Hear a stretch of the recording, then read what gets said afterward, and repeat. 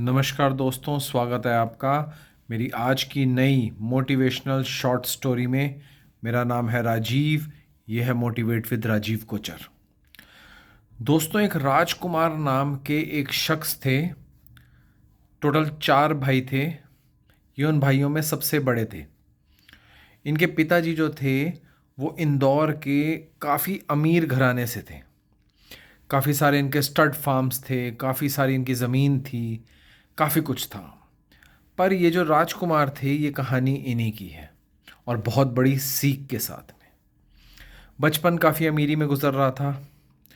चारों भाइयों में सबसे बड़े थे, अपनी टीन एज में पहुंच चुके थे। पर इनके मन में इनको शुरू से ही एक डर सताता रहता था कि ये मेरे पिताजी की जो सारी धन संपत्ति दौलत है, ये सिर्फ मेरी है, मेरे बाकी 3 भाइयों को ये मिलनी नहीं चाहिए। तो हर वक्त ये कोई ना कोई षड्यंत्र रचते रहते थे। यहाँ तक कि इन्होंने अपने पिताजी को मारने तक के कोई ना कोई उपाय सोचते रहते थे। इन्होंने चालाकियाँ कर कर के अपन औरंगज़ेब की तरह ही समझ लीजिए, अपने से छोटे तीनों भाइयों को एक एक करके किसी ना किसी हादसे में मरवा दिया। आखिरी में बचे थे इनके पिताजी, क्योंकि इनके अंदर की महत्वाकांक्षा बहुत ज़्यादा थी। इनको ये सारी धन दौलत चाहिए थी काफ़ी छोटी उम्र में। जब ये अपने समझ लो 25 साल की उम्र तक पहुंच चुके थे, तब इनको सारी धन दौलत चाहिए थी। तो सारे भाइयों को तो ये मरवा चुके थे। एक एक करके घर में ऐसे हादसे होते रहे और इनके तीनों भाई मर चुके थे। ये सबसे बड़े वाले थे। इन्होंने अपने स्टड फार्म में एक पेड़ की शाखा में एक लाइव कारतूस यानी एक जिंदा गोली को अड़ा दिया और इन्होंने उसका जो मुंह था वो सीधे अपने जो फादर का जो कैबिन था उसकी तरफ करके रखा कि आज नहीं तो कल जब इन पेड़ों की कटाई होगी और यहाँ पे चोट मारी जाएगी तो ये यहाँ से कारतूस शॉट होगा और सीधे फादर को गोली लग जाएगी। किस्मत समझ लीजिए, वक्त का लेखा जोखा समझ लीजिए।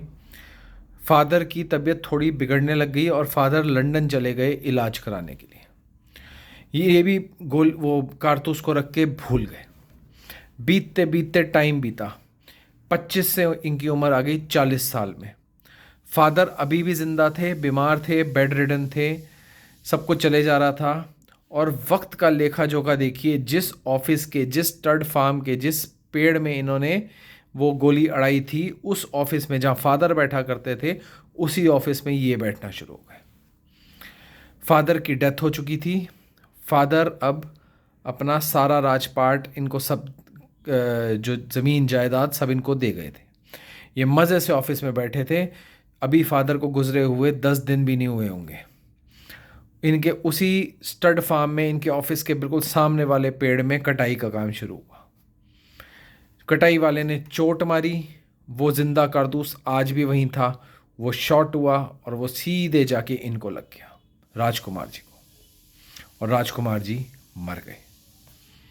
दोस्तों, इससे आपको क्या सीख मिलती है? इस कहानी से, इस कहानी से ये सीख मिलती है कि आप किसी के लिए भी खड्डा खोदेंगे, आप उसमें गिरेंगे ज़रूर।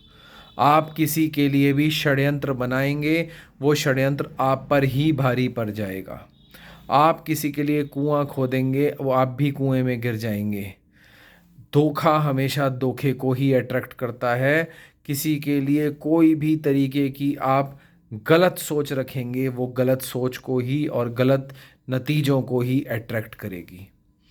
जैसा विधि ने दिया है उसके हिसाब से चलते जाएं। राजकुमार जी के फादर के पास इतनी ज़मीन और जायदाद थी, इतना कुछ था, अगर चारों भाई में भी बढ़ता तो भी ये राज करते, पर इनको सब कुछ अकेले चाहिए था। तो इन्होंने षड्यंत्र करा और उस षड्यंत्र का शिकार ये खुद हो गए। ध्यान रखना।